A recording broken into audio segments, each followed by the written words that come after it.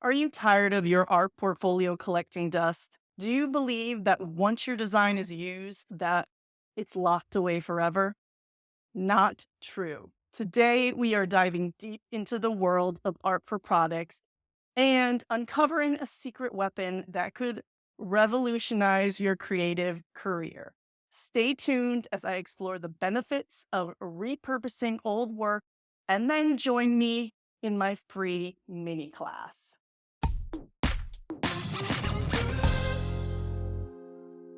Let's start with some myth busting. You may have heard that you should never reuse icons or motifs in your portfolio.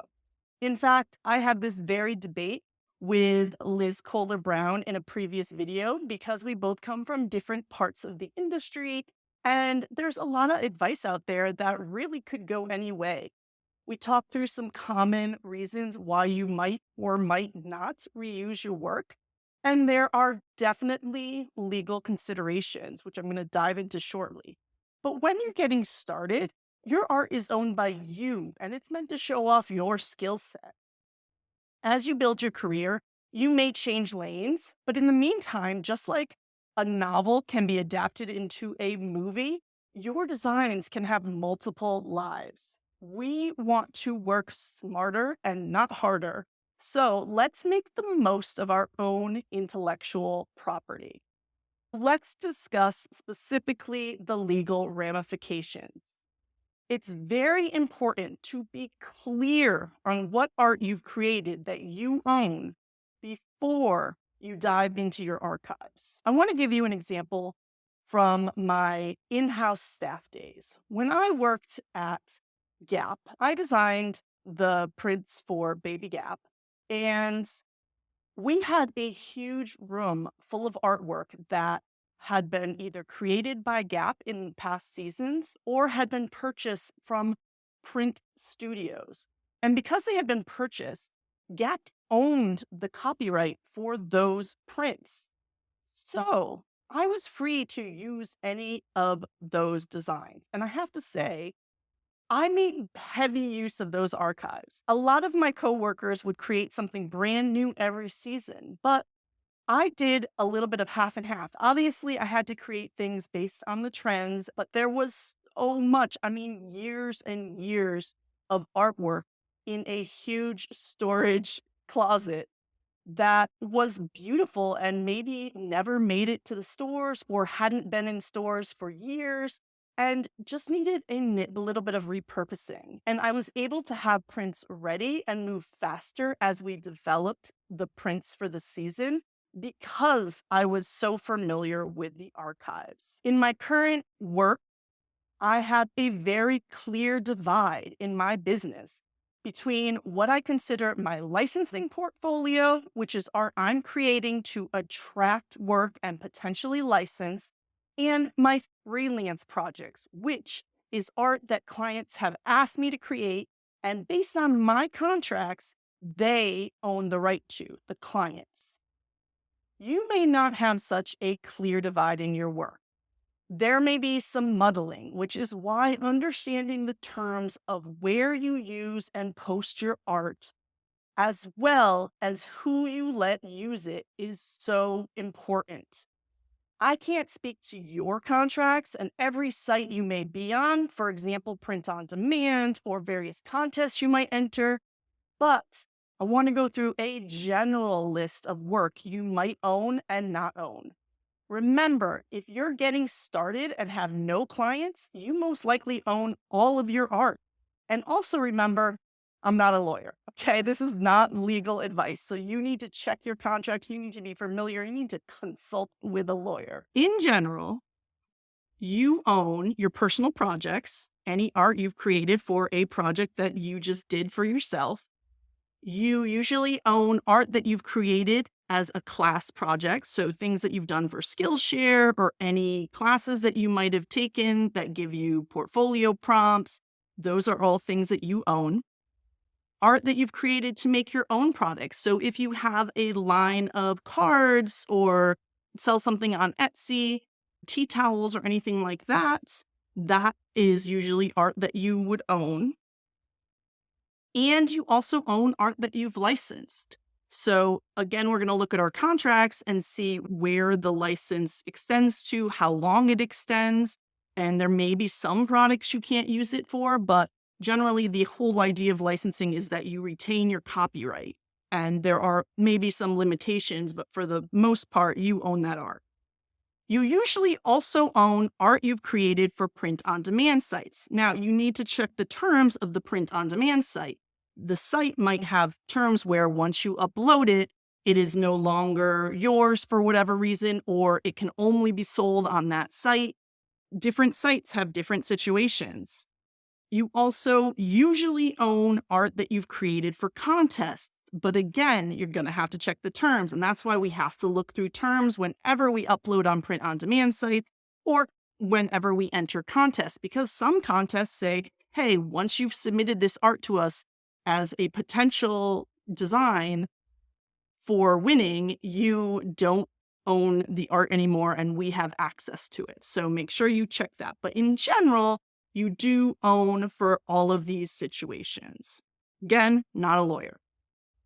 What you don't own parts of your art for is art that you've sold the copyright to. Okay, that's very obvious. But if you've sold your work outright to someone, whether they bought it through a print design studio or any other situation, obviously you can no longer use that to rework things. You also don't own art that you posted on any sort of exclusive sites. Now, I haven't read the full terms of Pattern Bank, but my understanding is once you posted it on that site, then that is meant to be licensed through Pattern Bank only, and you can't be reusing it for other purposes. You also don't own art that you've created for freelance or work for hire clients in many cases, though I know lots of people have contracts where they do own that art, and it just depends on what your contracts are. In the United States, on the whole, usually the idea of freelance or work for hire is that they own the copyright afterwards. But again, if you've got a better contract than that, that's awesome. And usually you don't own art you've created for commissioned work. But again, this totally depends on your contracts and how you've set things up. So you would know best by reading your contracts, but these are some general guidelines to consider. By the way, if you're not sure if your contracts are protecting you properly, or don't tell me, you've been working with clients without contracts, I have a contract kit, which will help you with templates, legally approved, legally written templates that you can fill in the information that you want. And I explain all the terms. So if you need a contract kit that is easy to fill out, definitely check that out. I'll leave the link in the description. All right. So now that we've gone over what may and may not qualify as usable art, you understand that depending on contracts, unless you sell your work, it is your intellectual property, so you should use it. Let's dive into that hidden gold mine and look at a few places you can find useful work that may just need a little love to make it something that can attract client attention. First of all, a work in progress folder. Do you have one of these on your computer or potentially an analog folder? I have these things that I have started and didn't love or just never got around to finishing because something else came up or I lost the inspiration for. So that is a place you can dive into to see what kind of work might be useful to reuse in some way. Older portfolio pieces that you don't love anymore. Maybe you made this 5 years ago, 2 years ago, and it's not your favorite anymore. Maybe it wasn't your favorite when you originally made it, or maybe it just is a little bit out of style these days and you know you've progressed as an artist and it's not your favorite. So an older portfolio piece can be a place that you can look to revamp your work. I've been designing for licensing since 2013, and I definitely have collections from 2014, 15, 16 that are getting a little bit out of date and need some updating. And that's a perfect place for me to start to revamp rather than start with something fresh. Finally, you can look at art that's already been working.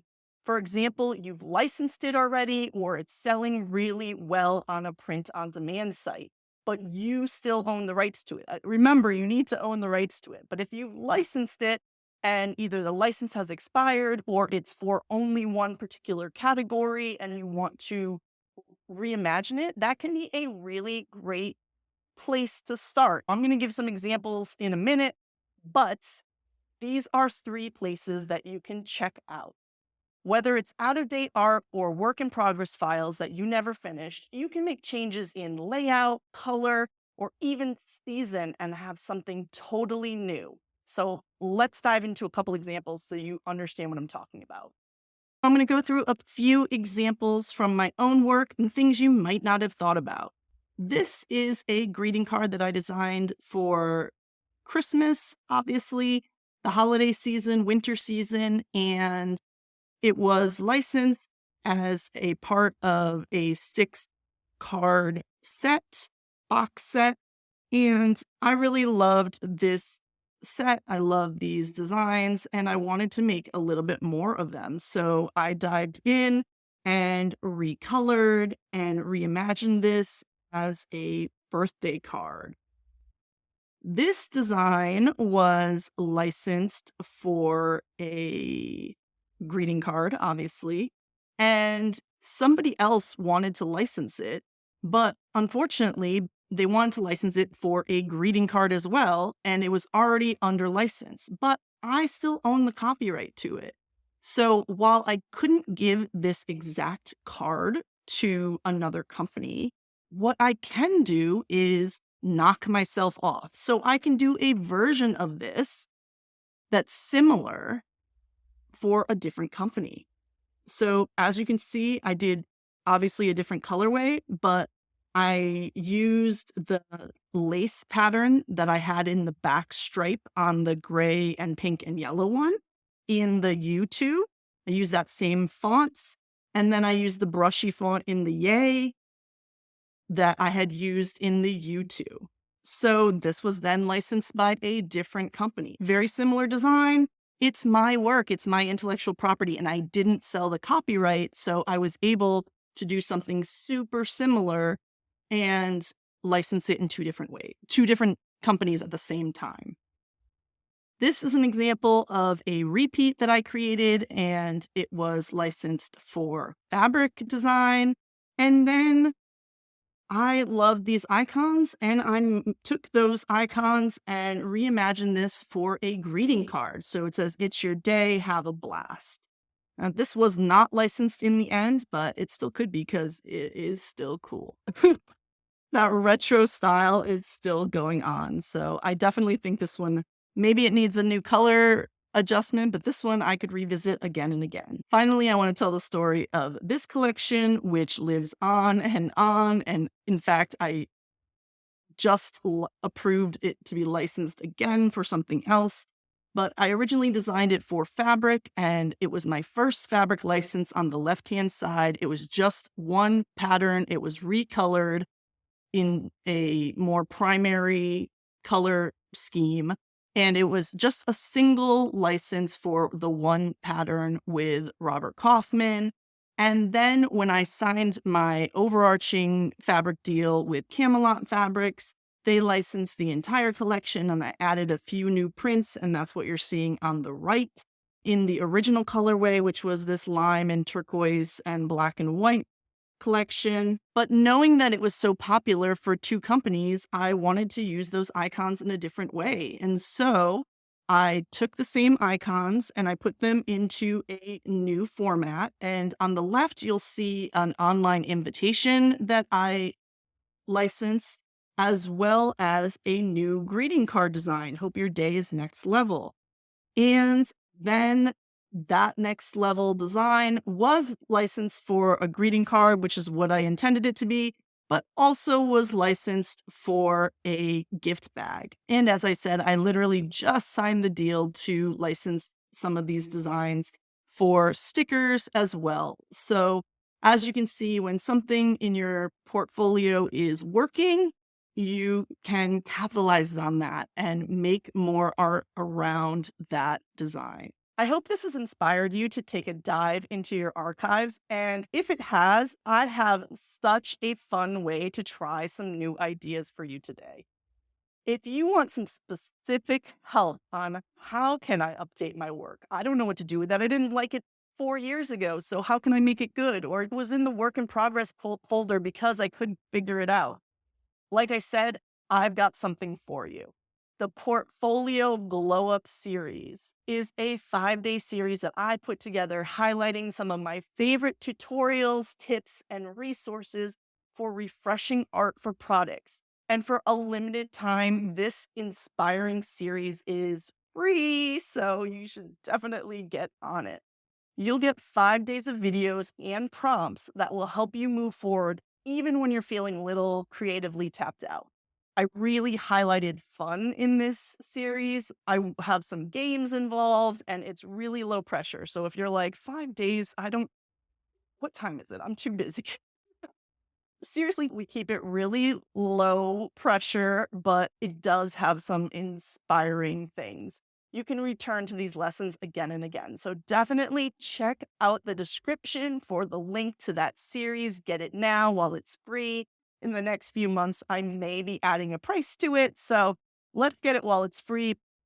But in the meantime, start diving into your archives and think about ways to reimagine work that you've already done because we want to work smarter and not harder. Enjoying the content? Don't forget to hit the like button and subscribe to my channel for more tips, tutorials, and interviews to level up your surface pattern design journey.